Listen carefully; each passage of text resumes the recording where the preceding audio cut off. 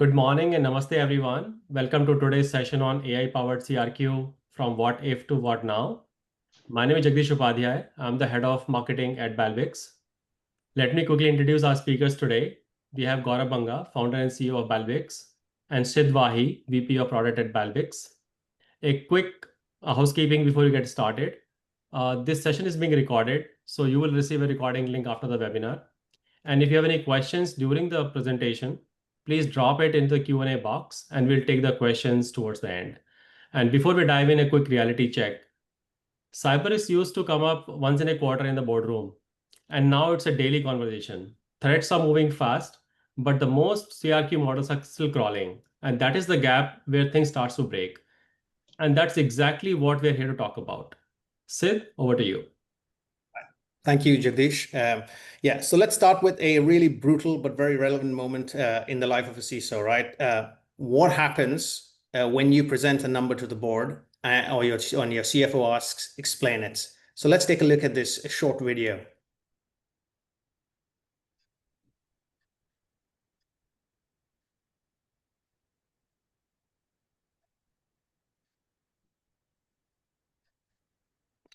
Let that actually sink in for a moment, right? What actually went on here, right? When you get asked this question, you realize the number was never really defensible, right? It's based on an Excel model, a risk heat map, or a set of assumptions, which are pretty much guesstimates. And when the CFO asks you this question, you realize there's no really easy way to answer something like this without getting into the details and into the weeds. So it begs the question, and particularly I like to bring in Gaurav in this thing. So Gaurav, is there a better way to sort of address why these kind of questions or situations arise and what we can do about it? Well, I mean, the first thing is to literally think about, what is it that I'm not getting right? And Sid, if you look at, why these CRQ efforts that we've worked on in the past, why do they fall apart, right? And the reason why they fall apart is that we are running cyber like a bunch of siloed committees. Vulnerability management, your security operations team, they have one view. GRC has one view. The IT team, the infrastructure team, they have a different view.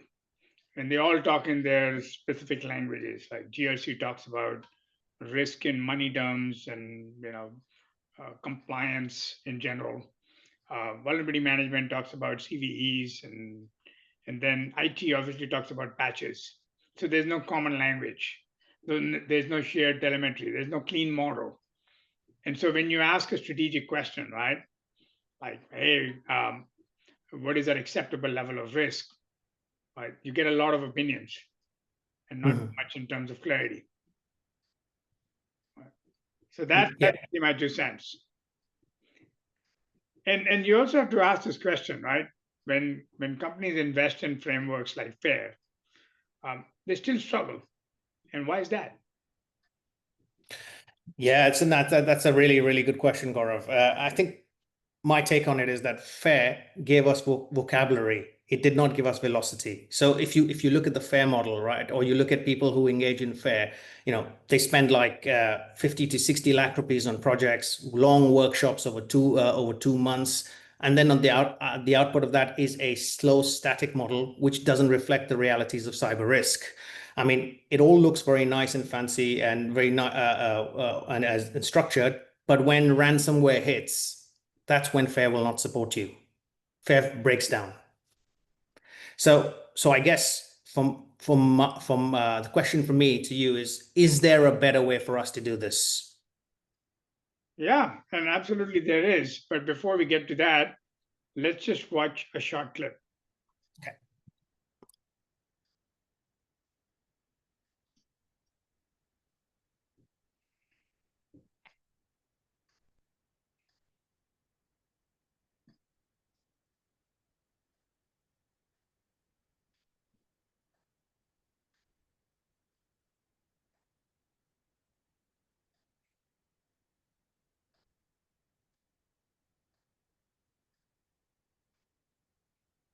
oh yeah, ROI for these controls. Yeah. And then I only have a certain amount of money. What can you do within the money that I have, the budget that I have?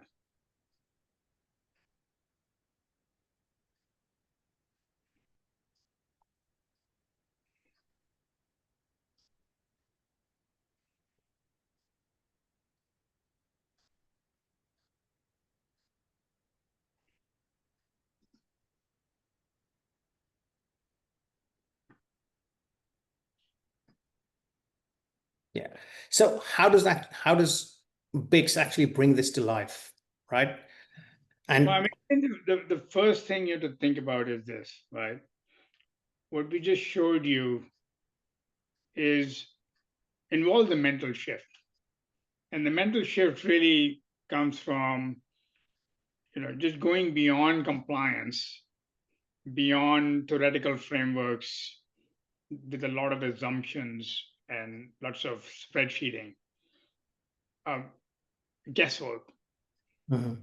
and then move into the world of data-driven stuff, right? So when we have data, can we do a better job of modeling for scenarios? And when you combine that with real vulnerability data, real incident data, real historical loss information, and keep that updated every single night, right? And then at the same point of time, look at a top-down model and a bottom-up model and put them all together. That's really what's going on over here. And then once you can imagine this kind of a situation, then you get this kind of an experience. No, thank you. That's very, very useful. I think for me, the big takeaway is with Bix, you don't have to sort of explain frameworks, or you don't have to guess, right? Bix pretty much sort of provides you responses in plain English, right? It breaks down risk. Or any language, Yes, that's true. Yes. Or in any language, obviously. That's a great point, actually. And it answers questions. It answers the hard questions very simply. So if somebody asks, if you're a CFO or somebody asks, what's my exposure today, right? It can easily give you that answer. It tells you my exposure is 8.5 crores above my acceptable level of risk. It's driven from these 3 business units, from these 5 control gaps. And most importantly, it automatically tells you what are the next best steps that you can take to actually reduce or burn that risk down. And that, in my opinion, is a game changer when it comes to CRQ. Yeah. And the key thing, I think, as you mentioned earlier, and we saw in the video, it's so simple. Yes. In fact, you can ask Bix to say, how do I explain this to my CFO? But it's kind of sort of what we saw in the very end, that, create an email for another executive asking for, help or making some recommendation. So this is exactly how we should be thinking about CRQ. And not only is this something that's something that we imagine, you can actually do it. Yeah. So the question, Gaurav, comes, this is all great, but how do we actually build this and how do we deliver it, right? So let's take a look at this architecture diagram, right? So what just kind of sort of shows what was behind that video. The first thing that we do in the Balbix platform is we get a lot of data. You get data from your existing investments, your tools that you have invested in, your pen test processes, your application security processes, your vulnerability management processes. They all involve tools, and sometimes they involve manual reports, assessments created sometimes by Big Four, sometimes by pen testing team, threat feeds, information from your outside in scans, the EASM, the CASM, all of that. So that's your attack surface. We also bring in information about your business context. This might come from your GRC system, from your CMDB, and we bring all this information. We also add in information about historical data losses, historical cyber breach risk losses. How much did that company lose when they had the ransomware incident last month, and they were similar to my company, right? So we bring in all that information. This is a massive amount of information, sometimes to the tune, for larger companies, to the tune of petabytes every day. And then we bring this information together and we deduplicate it, we ingest it, we analyze it, we deduplicate it, correlate it, and unify it in the data fabric, which is specifically built for this purpose. And then on top of that, we run our AI models. These are purpose-built models. They're extremely fast, not necessarily all Gen AI. I mean, we do a bunch of Gen AI over here, but these are structured AI models that have been built for very fast and very efficient analysis of your controls and mitigations, your exposures, and then the quantify risks, the compute next best steps, all the different things that we saw.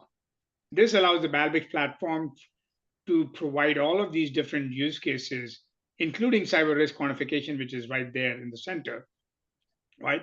Out of a single platform. And they're tightly integrated, right? So when you say, okay, what do I do with this, $5 million or 12 crore or 200 crore of risk? Immediately you're tightly integrated into your exposure management, your process. And then you say, well, how do I get a compliance report out of the same data? You can do that as well. Now, the overall experience, as we showed you, is available in a traditional dashboard and API, as well as in a conversational assistant. We showed you the conversational assistant earlier. That was a iPhone app. You can also have the same thing on a web app, the traditional web app. And then, of course, we have the traditional point-and-click dashboards. Mm-hmm. So, once just imagine what happens, right, when you have this thing working, right? This is a very viable and powerful system. Yeah, and I think to add to that, the outcome, right? This kind of system will drive very specific business outcomes, right? And let's go back to that question that we had right in the beginning of the webinar, right? So if the CISO asks, right, what is my risk, right? So you would show something like this, right? So you would show a heat map where you'd show your riskiest scenarios that are available. And for each scenario, you will sort of explain, provide more context. So for example, one of the scenarios could be around, this is my ransomware risk for my servers that support my key apps in this particular business unit. So, those are the specific scenarios that you can get, and you can see where they sit relative to the acceptable level of risk within your organization. Right. And the second level that you want to be able to show after this is, that defensibility that we spoke about. How is that number actually being calculated? So this is a picture right from our product itself. It sort of breaks down and decomposes the overall risk number. On the left-hand side, you can see all the factors that go into calculating the impact and the likelihood of a particular scenario. And on the right-hand side is something which is truly, truly valuable, right? And Balbix is the only platform that can actually provide this kind of insights. So we call them next best steps, and we provide next best steps at two different levels. Operationally, what can I do today to sort of burn down my risk? But also from a controls perspective, right? Do I need to expand my MFA coverage, EDR coverage, etc.? And this is the power of the Balbix platform, right? Most dashboards stop at visibility. We take it further and straight into actionability, right? You don't get a sea of issues fixed. You get very specific actions that you need to sort of do to burn down your risk and to improve your security posture. Yeah, and one of my favorite thing about this is that if you go back to the video, right, and imagine that you are the person who's being asked to explain, two things happen. Not only can you explain in very simple language, you can say, well, we have a lot of threats, but more importantly, our controls are only 26% effective. And the recommendation is that we need to spend some more money on increasing the effectiveness of a control. Correct. And that's it, right? So once we do something like that, you are talking in English, not in technical jargon. And this particular screenshot doesn't show it, but my favorite button is the one which is right next to this in the Balbix UI. and that is which says create project. And what that does is it immediately connects us from the boardroom into the security operations center by saying, yes, this is outside an acceptable level of risk. Here is the operational plan to burn down risk to acceptable levels. And that is truly when action is integrated into your decisions, your strategic decision. Yeah, no, absolutely. And that's a huge differentiator, the actionability. But so these are all actionable intelligence, etc. But then people will ask the question, how long does it take to implement something like this? Because the system is pretty complex, right? There's a lot of stuff that goes on underneath it. So our response to that typically is it's easy to get started, right? And the reason for that is in India in particular, we've sort of seen customers go live in six odd weeks, essentially. We connect to your existing tech stack, we start pulling in the signals, and we start quantifying risk immediately. We don't have to wait for a quarter, right? We don't have to sort of, the time lag is very limited, and the time to value is very, very quick with Balbix. And as you see on the screen, there are certain key metrics that you can also get with the Balbix platform. Gaurav, some more thoughts on that? Yeah, so I think the key thing over here is in the past, we had wanted to do this kind of CRQ. We've had the desire for a certain outcome, the desire for a system where you can make your decision based on data. And at the same point of time, we've also had a desire to do this, to manage cybersecurity from a business lens. But it has been difficult to implement. It has been difficult to implement because the number of the sheer amount of data and the total number of scenarios that you have to think about just very quickly gets out of hand, and it has been impossible to connect the two multiple things together, right? Practical problems like you build a spreadsheet and then the spreadsheet becomes so big that Excel crashes. We've seen that. Maybe that was about 5-7 years ago, but I remember that. Another example is the Excel spreadsheet is not crashing, so Excel has gotten better, but it's just very, very hard to explain, right? Because your way forward is so complex. It depends on 15 different variables, and some variables are more important in certain scenarios, and certain variables are more important in certain scenarios. So it's very, very difficult to move forward on that. And then you also realize that actioning upon that is very hard. So why is this ultimately possible? It's possible because of AI. And this capability that we have built, which is unique capability that we have built over the almost 9.5 years, has allowed us, first off, the same technology that is behind ChatGPT is also accessible, available to superpower CRQ.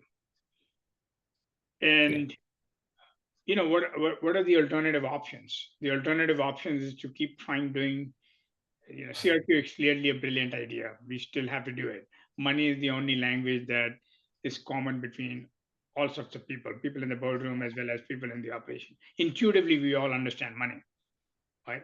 However, if we keep doing CRQ or we not keep doing CRQ the old way, or if we don't do CRQ at all, then we're not going to get these results that are just so easy to get there.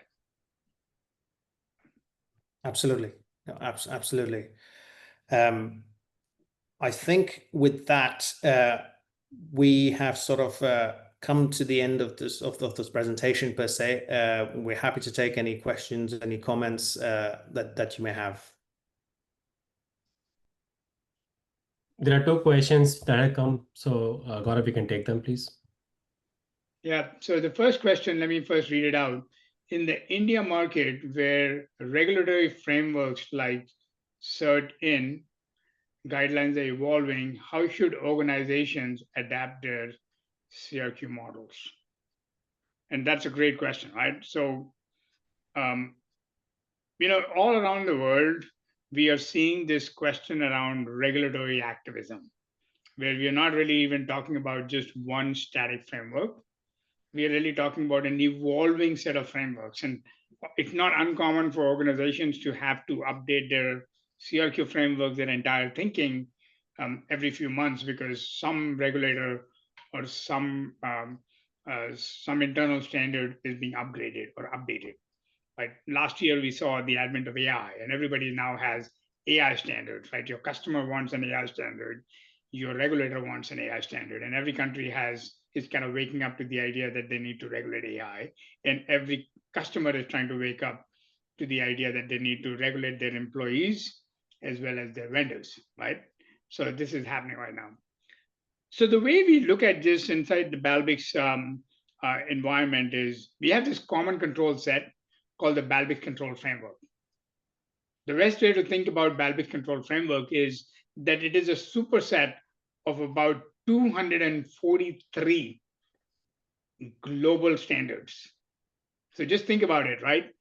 If you are in Europe and you have a certain standard, or if you're in India, you have 6 standards in a particular industry and 2 standards in a different industry. The Balbix control framework has all of them put together. So all of these are mapped to a common control and a common sub-control set, which can be evaluated. You can even decide which subset of the framework you want to use. You might say, these are my 5 frameworks I want to evaluate against, and this is my internal standard, and this is an external customer standard that I had to submit a report on. And this is what should be used to generate my compliance reports, and this is what you should be used to define my cyber risk, right? And both of them are taken care of. So this is actually quite beautiful, one of the most beautiful parts of CRQ from my perspective, which is this common control framework. The common control framework, we continuously update it. You don't have to do anything about it. So as a new version of a standard emerges, like NIST updates the standard, or the European authorities, or the Indian authorities, the banking authorities in any country, any industry, they update their standards, Balbix control framework automatically updates itself.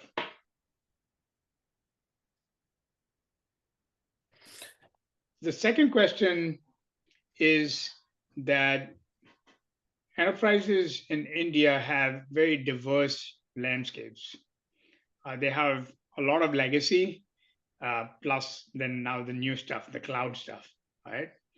And the question is, how can CRQ realistically work in such hybrid environments without becoming overly complex? And again, this is a great question. The first thing I'll say is, Balbix is a global company. We have customers in every continent except Antarctica, and we'll get there one day. The key thing is that what you point out in the question, it's not just true for India, it is true for every single geography. And when that kind of a thing happens, when we designed Balbix, we wanted to make sure that while we were integrating with all sorts of operating environments, cloud environments, manufacturing, OT environments, traditional data center environments, fixed desktop, VDI, mobile, laptops, tablets, smartphones, a broad variety of tools. For example, you might be using JAMF to manage your Macs. You might be using some Microsoft infrastructure to manage your Windows system. You might be using Azure native tools, and AWS native tools. And then on top of that, you might be using something like a Wiz or a Prisma Cloud. And you might have used Orca in the past, or you might be going to Orca. You might have an EDR SentinelOne going to CrowdStrike, or in the reverse direction.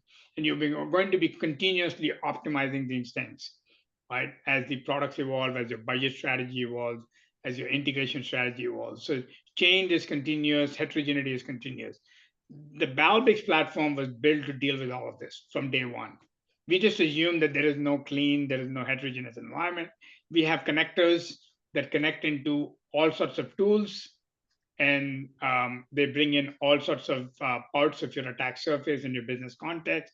They're optimized for different types of tools and the nativism, bring it all together. You don't have to worry about any of that. From your perspective, you have the beautiful notion of an abstract asset, an abstract application, an abstract notion of a finding. The finding may come from a pen test report or Qualys or Tenable or Rapid7 or Wiz or Orca or Prisma Cloud. It doesn't matter. It's just a finding. We deduplicate those findings, and then we bring it all together and make it actionable. We compute risk from that. Then we monetize, we scale that risk into monetary terms by marrying them with different scenarios, and you get your risk quantified in monetary terms. Yeah, I think just to add to that, I think that's very important what you just mentioned, that unified baseline, basically, on which we build our risk models. Therefore, it leads to that defensibility. You can drill down to an individual asset and understand why the risk is driven in a particular way. I think that's really important as well. And that's not possible unless you sort of get all these signals, as Gaurav has just explained, and sort of build that golden source of truth on which you build your risk model. Yeah, and there are two more questions that I want to get to. So one question is, in manufacturing, our OT and IoT systems are expanding fast, but every risk discussion is still focused mostly on IT. And then the question is, how can CRQ help the CISO quantify and communicate risk, both about IT and OT, that the board will actually act on? And I think this kind of takes us back in the same basic direction, right? IT and OT are fairly technical environments. And at the same point of time, in a manufacturing setting, they're crucial to the business, sometimes far more than end user assets or even intellectual property that might be email, all of that, right? If your production system shut down, you can't make money. And if you can't make money, then that's a big impact. So with Balbix, we understand all this, right? When we are looking at quantifying risk from IT systems to OT systems, we look for we look for different kind of parameters, right? We know they cannot be patched right away. We know that the recommended next best steps. We know you're not going to get an EDR for a piece of mechanical equipment or the controller for that mechanical equipment. We know that if you are going to stop a vulnerability from impacting that, updating the system is not an issue. It's not a question. It cannot happen. Right? Maybe it can happen once a year or every 2 years when you upgrade the actual machinery, or when you have done a lot of testing, but it cannot happen every week or every 2 days or anything like that. So what Balbix does is it does two things. First of all, it helps you quantify like what the business impact of that kind of infrastructure, that kind of assets to get impaired in a proper way, right? You would define your business processes or your business applications, and depending on what those are, you will start talking about monetary impact if those are impaired from an availability perspective, right? And those will be, hey, if we have an incident on this system, the likelihood of that happening is 35% or 3%, and the impact of that is going to be this much per day until we recover, and we expect this much of time to take to recover, and therefore, this is what we need to do. So what do we need to do? Our recommendation is we need to invest in some controls, firewalling, zero trust, segmenting, those kind of things. We also need to invest in things like backup systems. We need to make sure we have the right processes in place. Now we're going to do all that. It's going to cost this much money. And at the end of 3 months, I'm going to come back to you and show you the reduction in risk. That's the journey that the system has to shape, the system has to quantify, the system has to track. And so at the end of it, you can talk about the ROI of your investment that you made. And when boards see this kind of clarity at linking technical things like missing controls to quantitative, quantifiable things like this will be the impact to the business, that's when magic happens. And that's what the possibility of CRQ is. I hope that answers the question. Another question that is popping up over here, and this is the last question we'll take since we are, out of respect for everybody over here, we're at the top of the hour, top of the half hour. Do you provide is Balbix provided as a service once or twice a year? Yeah, we can absolutely do that for you. However, our recommendation is that you probably want, if you want change, if you want to use CRQ as a change agent, allow us to show you how this can help you with your monthly and quarterly objectives, as opposed to just something that you do once a year. I mean, there's an old saying in mathematics that if you want to change something, you have to measure it at twice the frequency that you want to make it change. So if you really want to change your security posture, CRQ is probably the best thing you can do, and CRQ can help you, change it by actually measuring it and recommending the way forward. Perfect. I guess we're, like you mentioned, we're on top of the hour now. So I think we'll have to call this webinar to a close. But no, thank you everybody for your participation. And if you have any follow-up questions and you'd like to sort of get in touch with us to sort of see how we can help you, please do sort of reach out to us. We'd be more than happy to take the conversation forward. Right. Thank you. Thank you, everybody. Bye-bye.